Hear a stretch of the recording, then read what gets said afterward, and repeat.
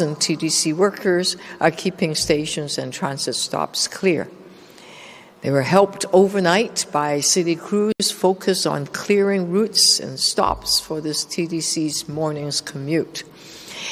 To everyone here and across our operations, thank you for your hard work. Since yesterday's update, city staff and contractors have continued plowing nonstop. Toronto's Emergency Operations Centre has coordinated our unified response across all divisions and agencies, plowing operations, TDC, police, fire, and paramedics. We continue to have over 1,300 city staff and contractors mobilized, with 100 extra staff redeployed to support the snow response. And here's where we stand this morning. Overnight, we continue local street plowing and windrow clearing. But with 30 kilometers per hour winds, blowing snow has piled up again on some of the roads, so crews will need to make another pass today. And we've secured an additional snow dump sites in Etobicoke, bringing us to 6 sites across the city to store and melt snow. We are now moving to second phase, the snow removal. Our crews began shifting last night to remove the snow, and they are doing it around the hospitals. And over the next few days, this will expand, starting tomorrow, citywide. Crews will be going street by street, informing residents when the snow removal will happen on their block. Starting now and over the next 48 hours, our crews will begin picking up and hauling snow away from residential streets. City-run services are open today and operating as normal. This is good. Recreation centers, city-run childcare centers, libraries, they're all open. Warming centers remain open at 7 locations, including over 100 additional shelter spaces that opened last Friday. 3 streets outreach teams are helping people come indoors. For real-time updates on city services, visit toronto.ca/winter. 311 is available 24/7 for anyone who needs help. Please do call us. High priority calls, people needing help getting to medical appointments or facing other urgent issues are being completed very quickly. This is a major undertaking, and our city workers and contractors deserve recognition for the round-the-clock effort they've been putting in, from plowing to now removing snow across every neighborhood. They've been out there in the cold and wind, keeping our transit running, our street passable, our city functional. This dedication means Toronto can get back to normal. People can get to the jobs, kids can get to school, life can keep moving forward. And I've been heartened to see Torontonians stepping up for one another. Neighbors checking in, people clearing walkways for those who can't do it themselves. That's the Toronto caring spirit. As we move into the removal phase, there's more we can all do together. If there's a senior on your street who needs help, lend a hand. If someone's driveway is buried, grab a snow shovel. Small acts makes a big difference. To the hospital workers, transit operators, grocery clerks, and everyone else who's been keeping all the services going, you embodied what makes Toronto strong. We'll get through challenges like this together. I'll now invite City Manager Paul Johnson to talk about some operation details. Well, thanks very much, Mayor, and good morning, everybody. When I spoke with the Mayor yesterday, I made it very clear to her that our operational goal yesterday was to make this morning's commute and journey to work, to school, and to other activities in the city better than it was on Monday morning, and I'm really pleased that we achieved that goal. Our expressways were functioning well this morning. Our arterial roads have more capacity thanks to the overnight plowing that we did to open up curb lanes. Our TTC colleagues, and I want to say a big word of thanks to them, worked tirelessly, as the Mayor said, to make sure that transit was more operational this morning for that morning commute. So we continue to make progress as we work through this major snow event. As the mayor mentioned, these things happen in phases. And even pre the snow, we were out salting and brining to get ourselves prepared. We then entered into the plowing phase when the storm was happening, and into yesterday and today. And now we begin the large task of snow removal. This will be an exercise that will take a number of days. It's an exercise where we'll need help from the public as we enter into this phase, and we'll continue to put out information about how you can help us when we come to the residential areas of the city to remove the snow that is ultimately going to be the difference between people really being able to move around and not. So thanks again to all of our public servants here at the City of Toronto who continue to work hard, whether they are on this snow event and helping us to clear the way, or whether they're keeping the other city services going. My tip of the hat to all of our Toronto public servants. And thank you, Mayor, for your leadership on this. And we continue to work through these phases to get Toronto back to where it needs to be. Yeah. Mayor Chow, maybe to follow up, we've been recently on the call with our users, and I went out and talked to people who are trying to traverse the sidewalks. They say either they're not clear, or if they are clear, it's very narrow, it's very difficult to navigate. People have a hard time. Some people pushing strollers on roads, and people with mobility issues. I mean, I know you're working on it, but what can you say to people who are still having a real hard time kind of getting through the sidewalks? We understand that in some of the spaces it's really quite narrow, and there's literally no space to put where there's snow, and then you add in the bins. Okay, so that makes it really difficult, which is why the snow removal is really important. We will start with all the major roads, with the TTC stops all across the city. We'll remove snow all around that area first, and then we'll go into the local streets. I understand that it is difficult in some places. A lot of the sidewalk has been plowed, but there are remaining some areas that, because it is so narrow, it's making it very difficult to get through. Do you want to comment on that? Yeah, the only thing I'll add is we are looking and using other types of equipment too, including cutters, that we can replace out the blades on the sidewalk plows to cutters, so that we can actually use it more like a snow plow, which may create a little bit of extra space. But as the mayor said, it's a competing snow pile situation here. We're trying to clear as much spaces as possible on those sidewalks for people to traverse. The good news is we're further ahead this year in terms of overall sidewalk clearing. So the numbers that are that are unplowed entirely is much lower. In fact, there's very few in that case, but now we're going and dealing with the complaints and the concerns that are being raised about how we can widen those sidewalks, particularly in high traffic areas.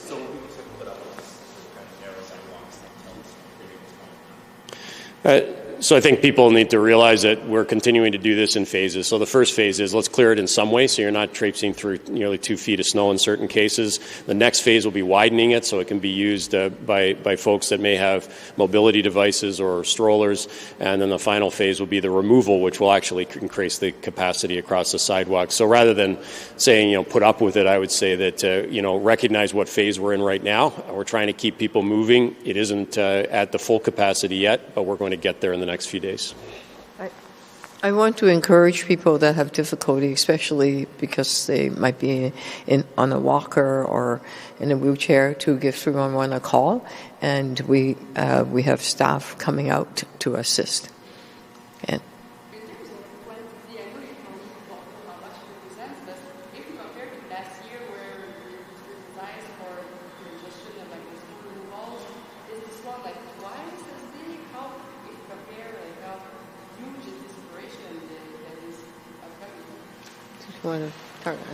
So this is a larger amount of snowfall in 1 month than, say, we had in February. So people remember the February event. Well, a total of 3 events got us up to around the 55 to 60 centimeter range.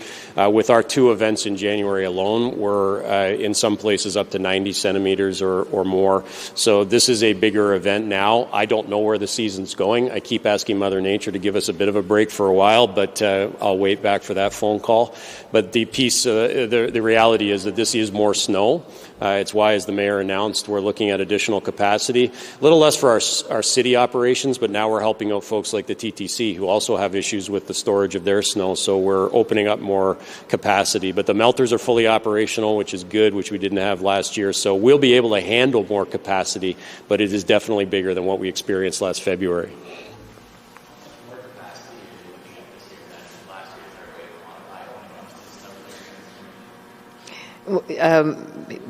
City manager can give you a comparison, but I know right now there's 6 sites where we could put the snow, and that we purchased 2 extra melters. It's like 6, 7, or a good number of melters, so that it can expand the capacity.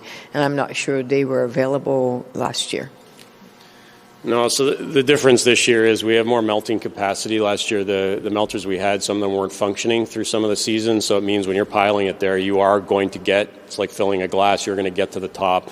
So this year we can create some capacity by melting the snow, and with the extra capacity we have. The site that we're looking at, the 6th site, is a very large site, so it should be able to compare. I don't have a volume number for us. That'll be more as we get into the loads, we're able to estimate some of that. But to be honest, that's just the value of it. Our goal is to make sure we have the capacity, and talking to our operational folks, they said yesterday with the issues being experienced by the TTC in particular, so we can keep the TTC operating well, we needed to find a 6th site, and yesterday that was our goal achieved, and we'll be able to use that very soon.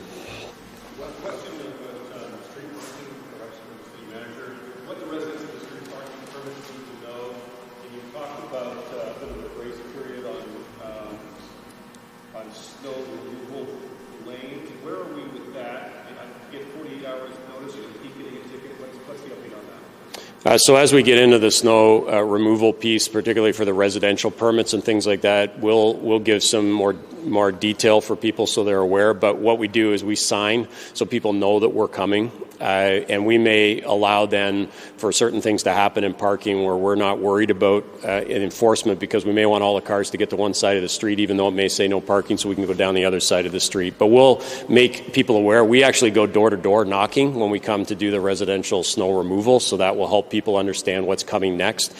We do friendly towing as well if we need to, so we can get a car, and some people may just be away, so we can do the friendly towing if we need to as well. In terms of our snow routes, I would ask the public to adhere to that. There is no backing off the enforcement. We have priority areas to enforce. We're making sure, for instance, that the TTC streetcars are running unabated and things like that.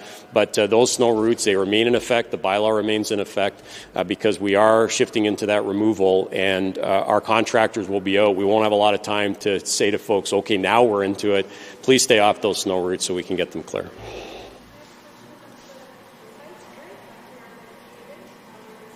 The new one is in Etobicoke, all across the city. But we'd have to get you. So in terms of the actual locations, I don't have them off the top of my head. So I'm sure we could follow up if you want to know where they are. But these are contracted sites that we have, and are able to take the steady rotation of dump trucks. I mean, the reality is this is a massive dump truck opportunity or operation, because they fill up pretty quickly. When you go down, especially with these types of snow piles, it doesn't take long for us to get the trucks filled. So we've got spaces where they can come in and out and dump the snow fast and get back onto the roads. They are spread a bit around where we do the removal, so we try and keep the travel distance down as much as possible.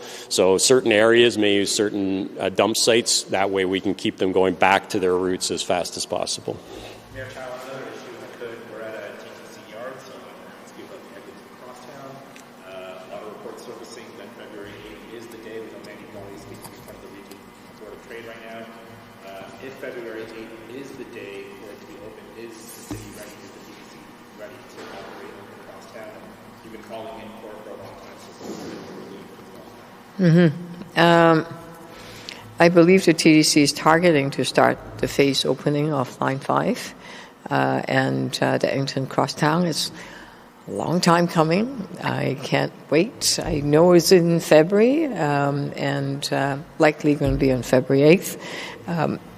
I'll leave it for TDC to make that announcement. I've also hear that. But I understand that perhaps maybe Josh Cole can talk a bit more about the operation of it. But for the local residents and the businesses that are on Eglinton that have been waiting for so long, and it was their sacrifices that they've made.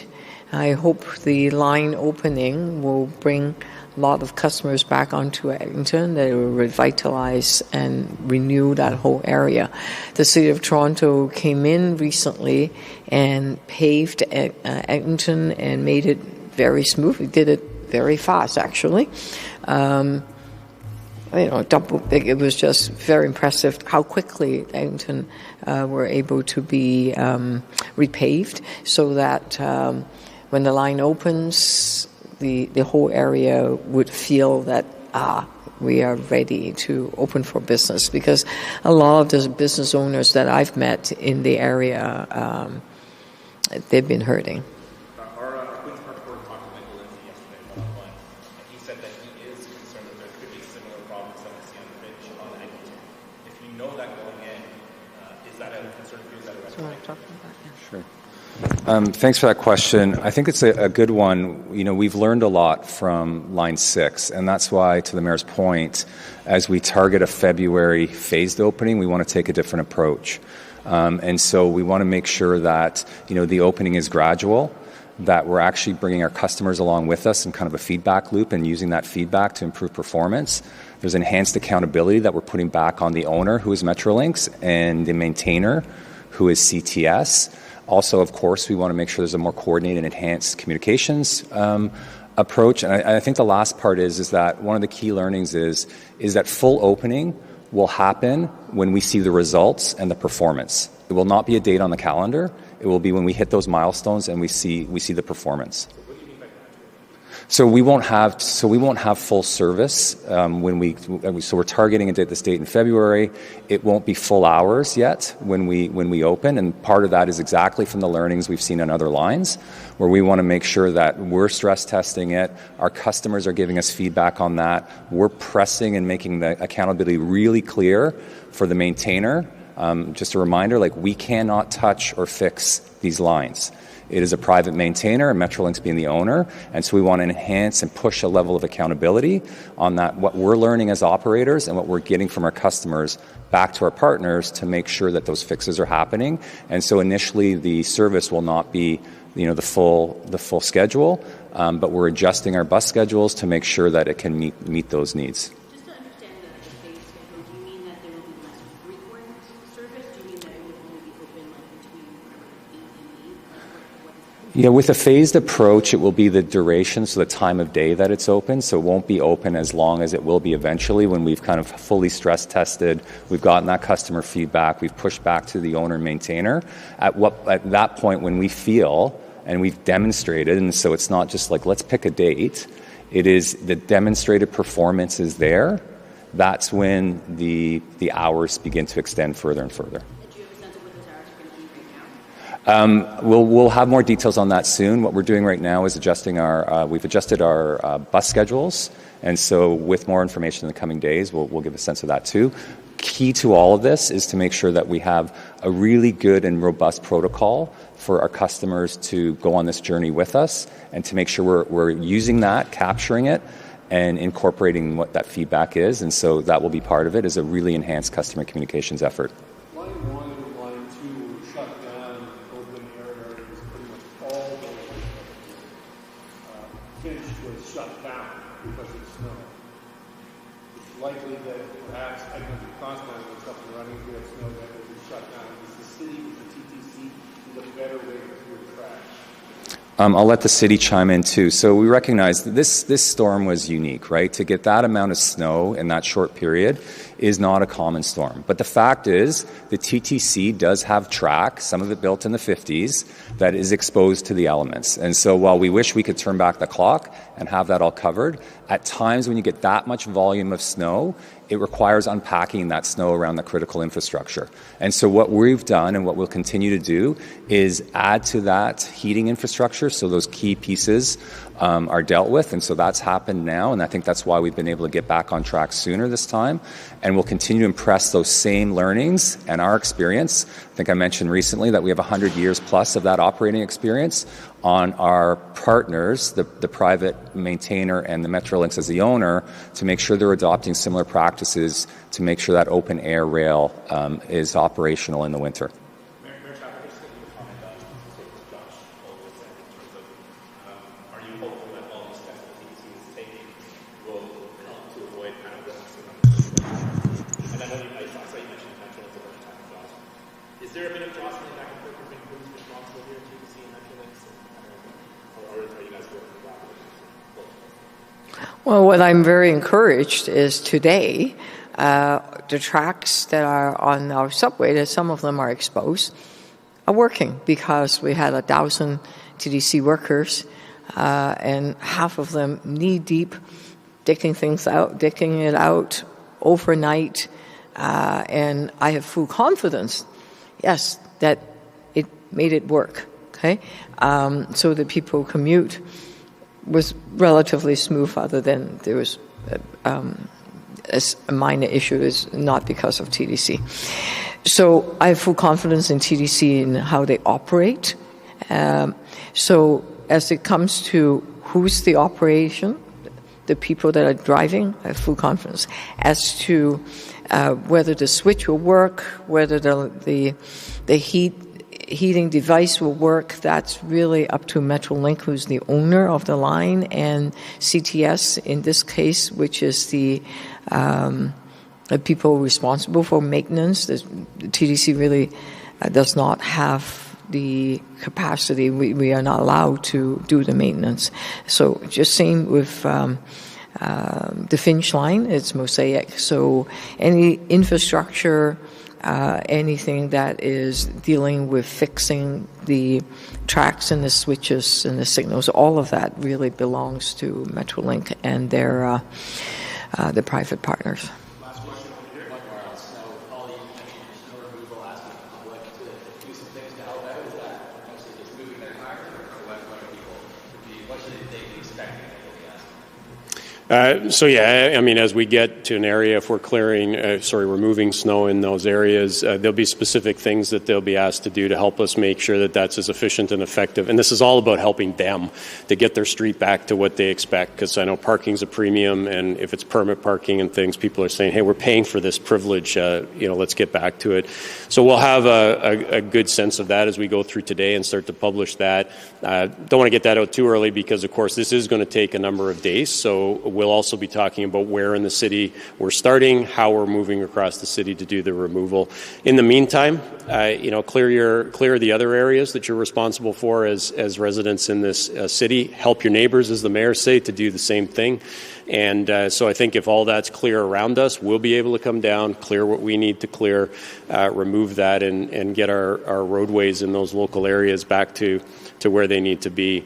So our goal today is to wrap up the plowing, get communication in order, so we can start in earnest with the removal starting tomorrow. So stay tuned. But right now, it's really take care of what you need to in terms of shoveling out, clearing out, maybe clear that car off, because at some point we're going to need those cars to move in order to make it. So if it's still under a pile of snow, it might be time to start to think about how you dig that out. Somebody told me it took them 5 hours to dig their car out. So if it's 5 hours, you might want to think about when that happens. But we're just getting ready. So I think the word to folks is be ready. We're shifting into the next phase. And if removal is something that's going to be happening in your neighborhood, start to get yourself prepared for that to occur.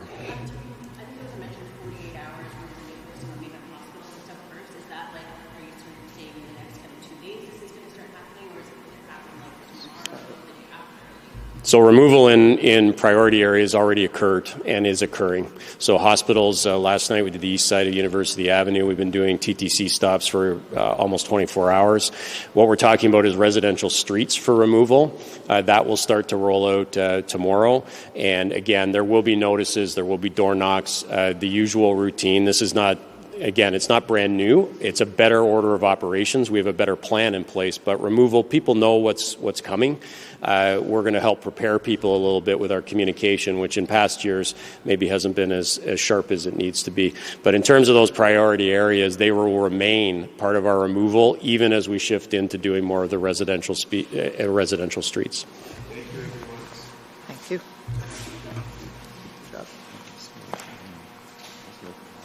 Yeah.